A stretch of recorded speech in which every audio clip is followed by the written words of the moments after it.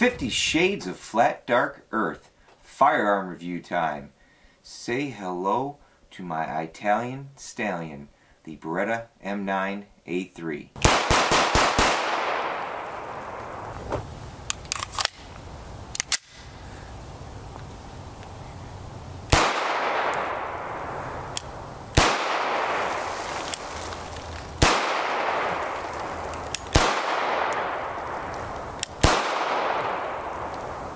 I've had this M9A3 for practically a little over 4 years now.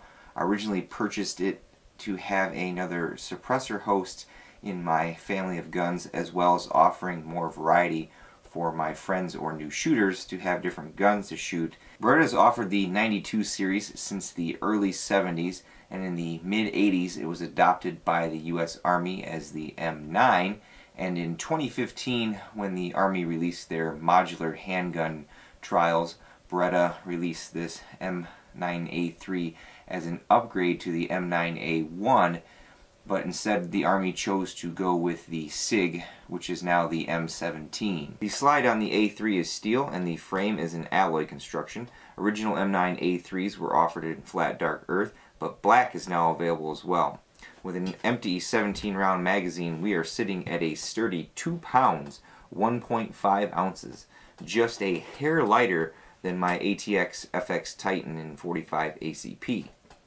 The factory threaded barrel is approximately 5.1 inches. Half inch by 28 threads are standard with a factory thread protector with O-ring. Height is approximately 5 inches and overall length is 8.7. Grip width is approximately 1.3 inches. As some notice, the defining features of the M9A3 is the Vertec grip, which means that it has a more vertical grip than the M9.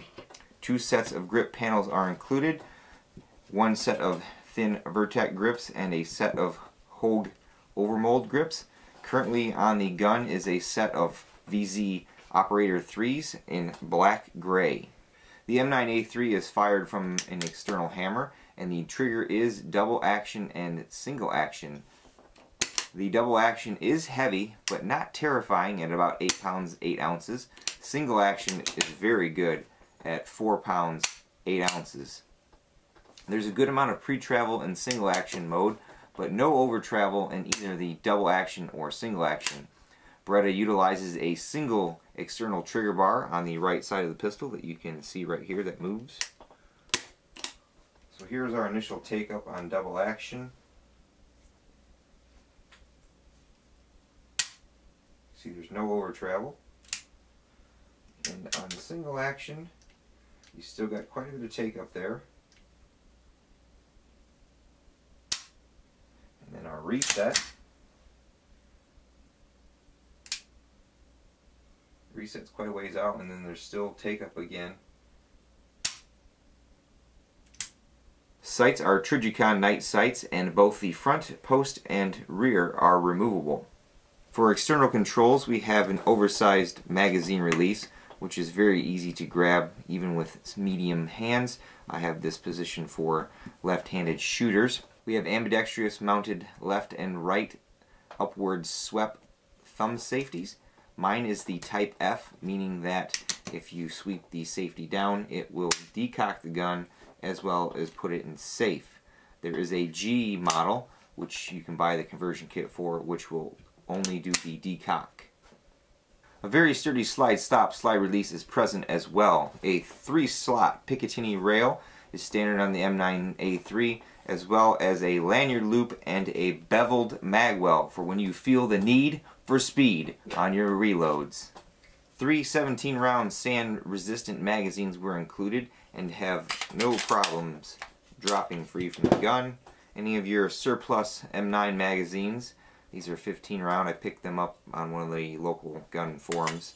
These work as well. They just don't have the fancy plastic base pad. They make a pretty big deal about the M9A3 having a toolless takedown, but I mean, this is 2020 and most modern pistols don't require any tools to take the gun down, at least to field strip it. So there is a button on the right hand side that you push to the other side, and this little lever right here, you push it down your slide comes off of your frame. Here's your frame that you can clean. You can also take the grip panels off the side and clean that. If you do a lot of suppressor shooting, that carbon buildup gets just about everywhere. We have a recoil spring with plastic recoil rod. Here is our barrel assembly. The nice thing is the threaded protector for the barrel is the same OD as the barrel, so you can take this out of the gun without having to remove the thread protector. Here's the tilting action of the M9 series. You can see the top of the slide is milled quite a ways away. As far as reassembly goes, once you reinstall your barrel, your guide rod and guide rod spring, you make sure your lever is down, slide the slide back on, slightly push back so it's even, and there you go. I probably have close to 1,000 rounds to this M9A3. To date, no failures of any kind. Due to the locking block barrel action, Nielsen devices for sound suppressors are not needed. The Osprey and other cans that I have run with the A3 all have worked great with subsonic ammo. However, due to how close the threads are on the factory barrel to the slide and frame, be sure your can's clear. In the case of the Osprey, I actually bought the XL marked piston from Silencer Co. to give me that clearance when the action moves back. You can see there that the guide rod actually will come out to the threaded area on the barrel. My M9A3 is a Gallatin, Tennessee build. I have no complaints about the overall quality on mine. I do appreciate the better than most double action, single action trigger pull from the factory. I like that my single action pulls are sub 5 pounds, and the A3 achieved that from the factory. I don't really need to install the Wilson Combat D-spring. I may eventually try to do their trigger bar. If I had to pick one thing to complain about, it would be the reduced velocity that I see from this 5.1 inch barrel.